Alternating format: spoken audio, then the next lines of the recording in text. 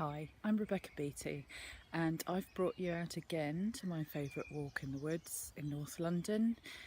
Believe it or not, we're in zone 5 at the moment, although you can't hear any traffic or any signs of life at all other than the beautiful birds singing in the background.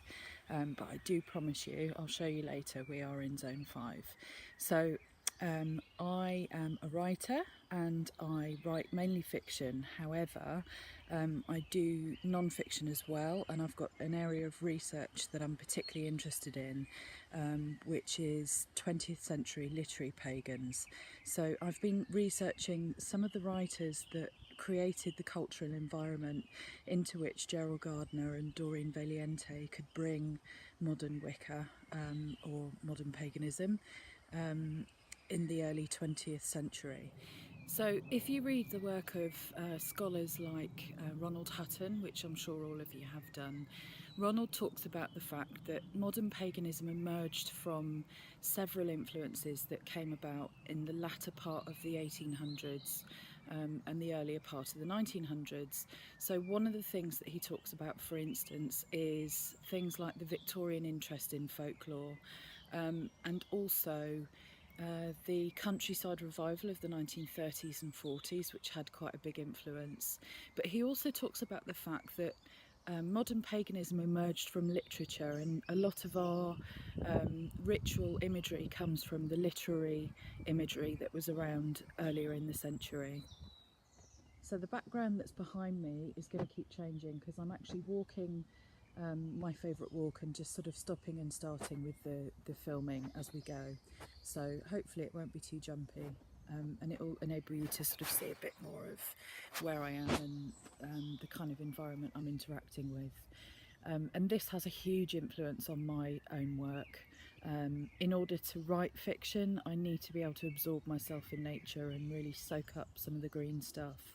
So this is my favourite way of doing that at the moment. And this kind of nature is what I'm most passionate about.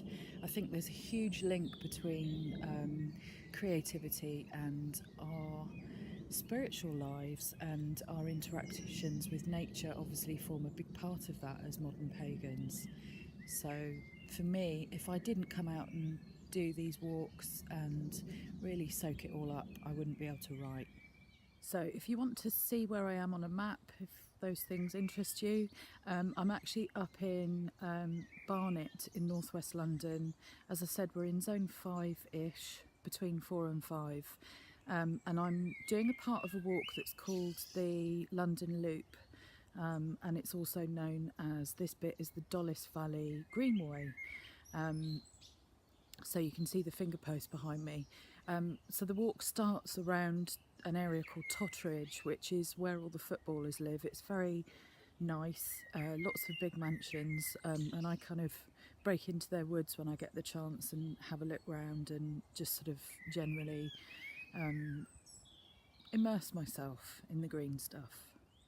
So going back to the literary pagans that Ronald Hutton talks about, Ronald will tell you about writers like D.H. Lawrence, Thomas Hardy, but I'm quite interested in some of the forgotten women writers. I've got a bit of a soft spot for forgotten women over the years, so I've always had a bit of an obsession with people like Hatshepsut in ancient Egypt, who was chiselled off the temple walls, and also writers that were very popular and very successful in their own time or just after, who've since disappeared, because there's some really good stories tucked away in the early 20th century that lots of people have forgotten about.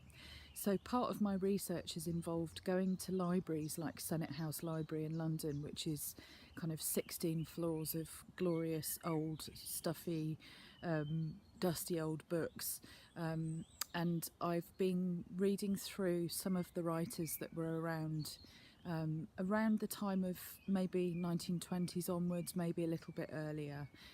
My particular area of interest is Mary Webb. She's the writer that I'm doing my PhD on, and I'm writing a novel about her. So I've spent this is my 5th year of intensive research into Mary Webb, and one of the questions that always came up was who else was around that was writing like her, because she didn't really fit with what her contemporaries were doing. If you think her contemporaries were people like F. Scott Fitzgerald and Virginia Woolf, who were very much urban writers. And Mary Webb was really a nature writer. She absorbed herself in her surroundings just like I do to write, and she's quite a fascinating woman. So today what I thought I'd do is just tell you about some of the depictions of particular nature gods in the woods.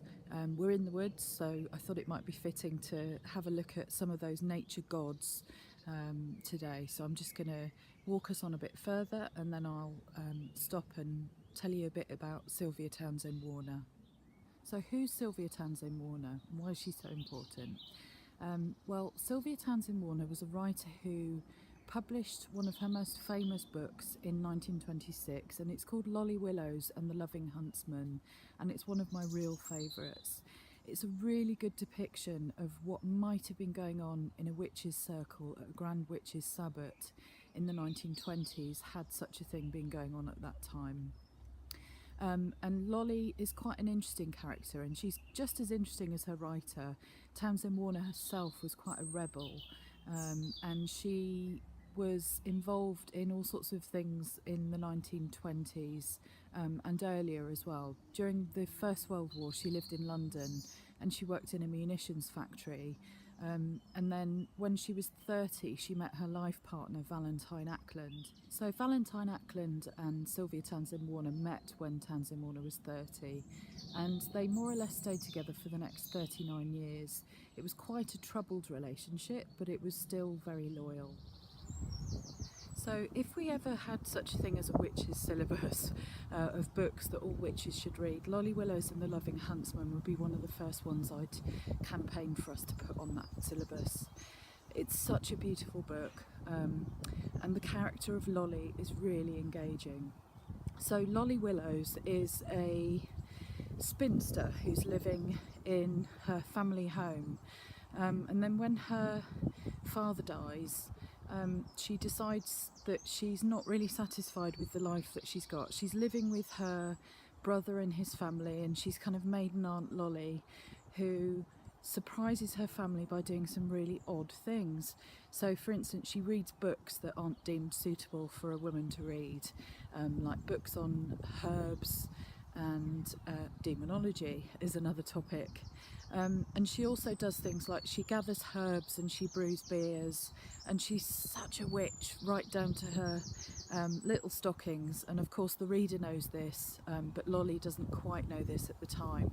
So Lolly decides that she's really not satisfied with her life, and with her inheritance that she's got, she moves herself to a village in the middle of the countryside, and she starts life in a cottage with a cat.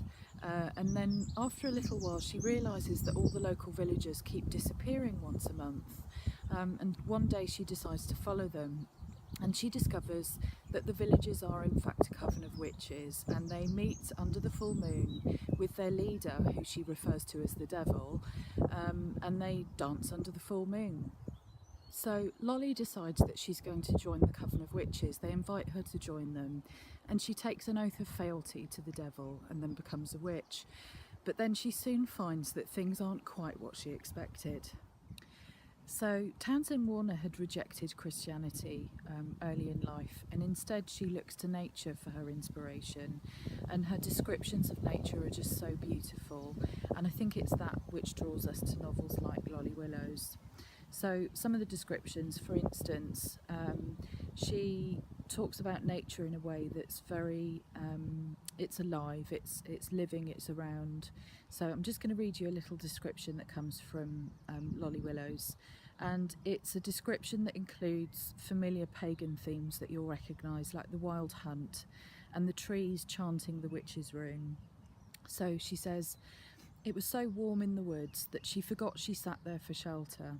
But though the wind blew lightly, it blew from the east. Bright, cold fields were dimmed and warm to walk in now. Like embers, the wet beech leaves smouldered in the woods. All one day the wind had risen, and late in the evening it called her out. She went up to the top of Cubby Ridge, past the ruined windmill that plaited with its torn sails. When she'd come to the top of the ridge, she stopped, with difficulty holding herself upright. She felt the wind swoop down close to the earth. The moon was out hunting overhead. Her pack of black and white hounds ranged across the sky. Moon and wind and clouds hunted an invisible quarry. The wind routed through the woods. Lolly, from the hilltop, heard the various surrounding woods cry out with different voices. The spent gusts left the beach hangers, throbbing like sea caverns through which the wave had passed. The fir plantation seemed to chant some never-ending rune. And as I said before, these are the elements that draw us to literature like this, and they kind of seep their way into our traditions through the work of people like Doreen Valiente with their beautiful poetry and imagery that we rely on now for so much of our ritual work. So Lolly attends the Witches' Sabbat, and she discovers it's not quite what she was expecting. So Townsend Warner writes, "A familiar discouragement began to settle upon her spirits. In spite of her hopes, she was not going to enjoy herself. Even as a witch, it seemed, she was doomed to social failure. Her first Sabbath was not going to open livelier vistas than were opened by her first ball. She remembered her dancing days in Somerset, hunt balls and county balls in the draughty assembly rooms. With the best intentions, she'd never managed to enjoy them. First hour was well enough, but after that came increasing listlessness and boredom. Telling the devil that she does not like his Sabbath one bit, Lolly walks off into the night. Not knowing where she is in the dark, she decides to wait until dawn before returning home. And as daylight comes, she finds herself on the edge of a wood, and it's there that we first encounter the loving huntsman." So, although Townsend Warner sometimes refers to this leader of the witches as the devil, a modern pagan reader will understand that it's really not quite what she was getting at. And she also refers to him as the loving huntsman. So when Lolly first encounters the loving huntsman, she's sitting on a fallen log waiting for daylight to come, and then out of the trees behind her comes striding this gamekeeper who talks with Lolly in a very kind way and asks her if she'll remain in Great Mop, as it would be a shame for her to leave now. So I'm going to read to you now the description of the loving huntsman. "I hope you will stay here, Miss Willows." She spoke a little sadly. In this unaccustomed hour, her soul was full of doubts.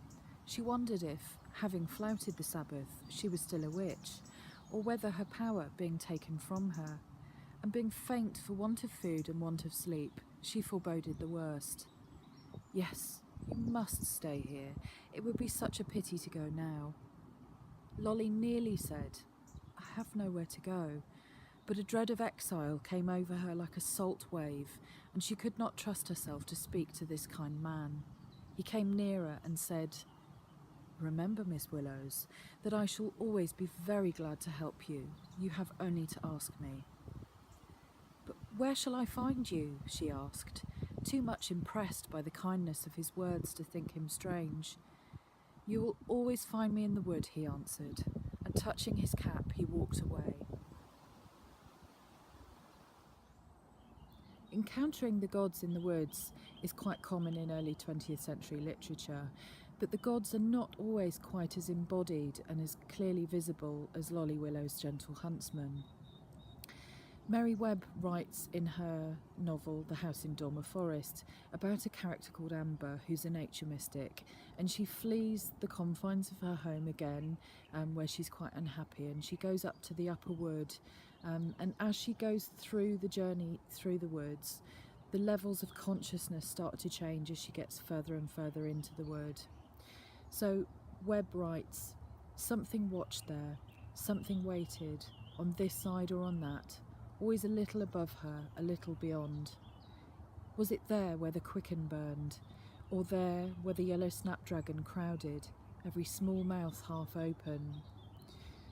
As if about to tell her a secret, young and fugitive it seemed, as the baby thrush that hopped in callow dignity across her path, yet darkling and terrific as the core of a thunderstorm. When she turned quickly it was gone, like the shy emmet, slipping under the layers of leafy ferny wood. was fled like the night-wandering moth in the topmost heavy platform of the pine, fused in fierce moonlight. So her going into the green world had in it something of a religious rite. So there you can see Webb's view of the divine in nature is slightly more obscure and harder to grasp. It's something that's darkling and terrific as the thunderstorm, so it's something that's very awe-inspiring, but it's also shy, and it slips away between the layers of the leafy fern, hiding itself in the woods. I just wanted to show you, just behind me, this gorgeous rhododendron. So it's not quite a wildwood that I'm in, it's obviously been cultivated at some time, but it's still lovely.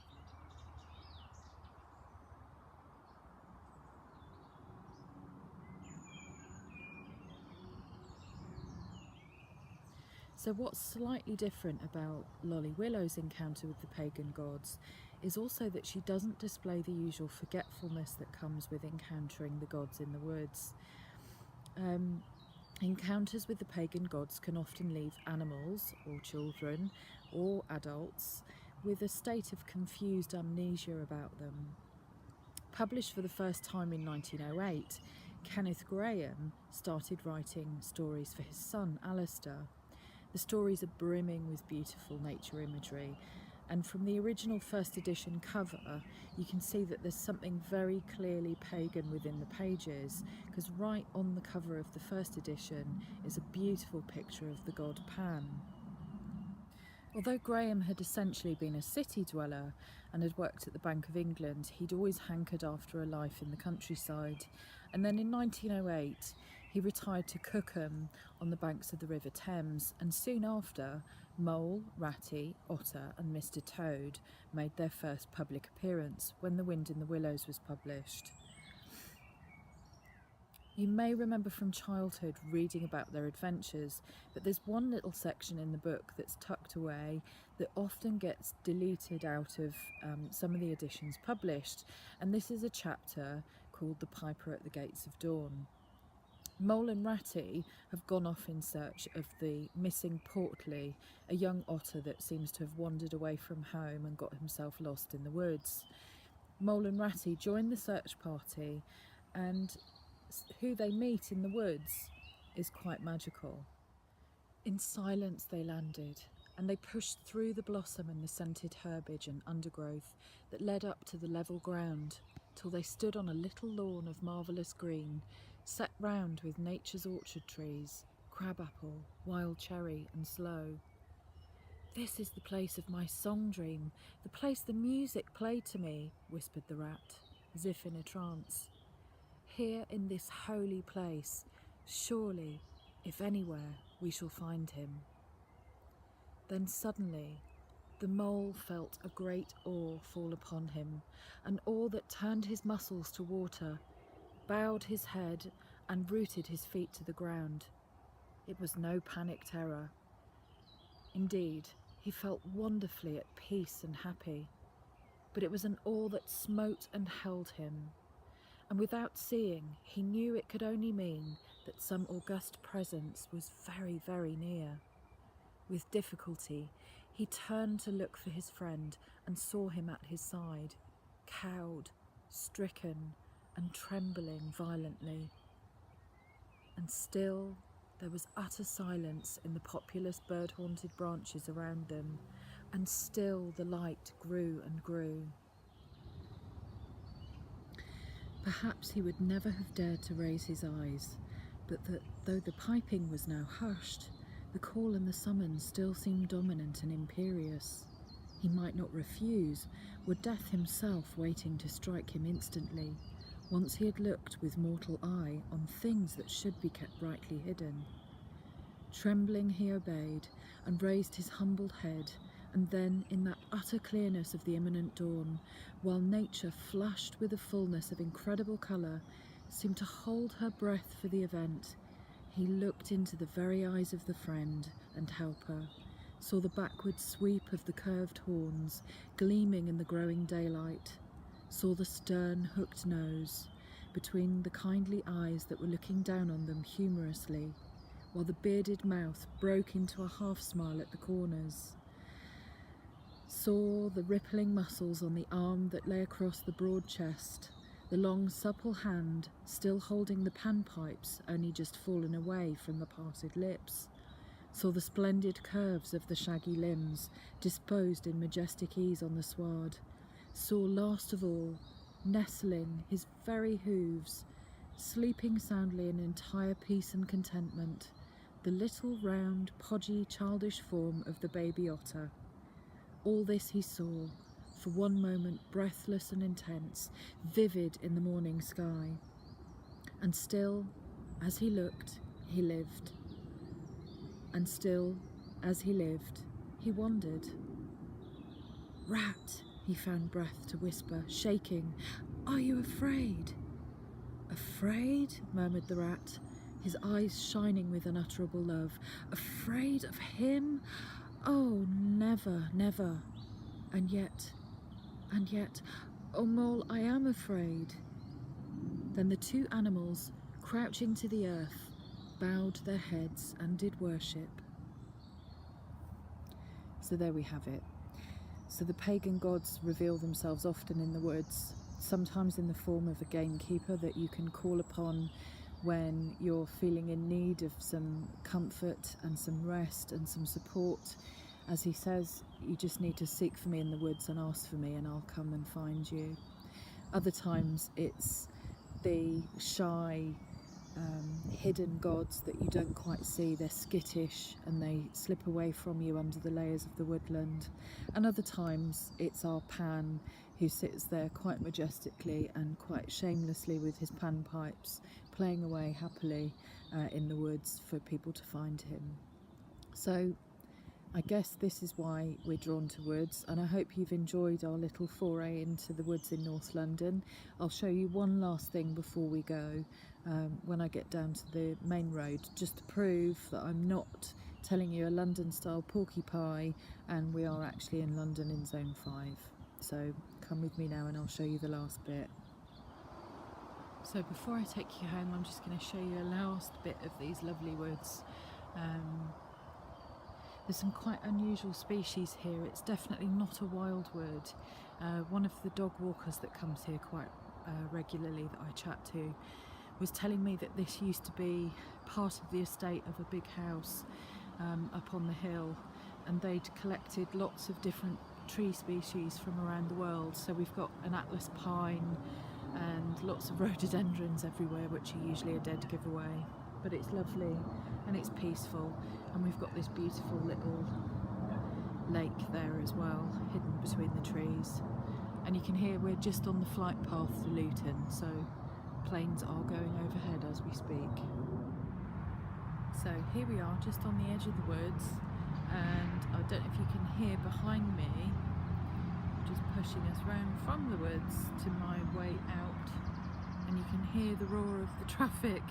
Just over that little rise there is the big motorway, so I really am in London, honest. So you can see behind me, look, we've got the motorway just rattling past the woods. So I'm heading home from here now, and I will see you all soon, and thank you for joining me, and thank goodness for green spaces in the city, because I think that's what keeps us sane in these spaces. See you all soon, bye!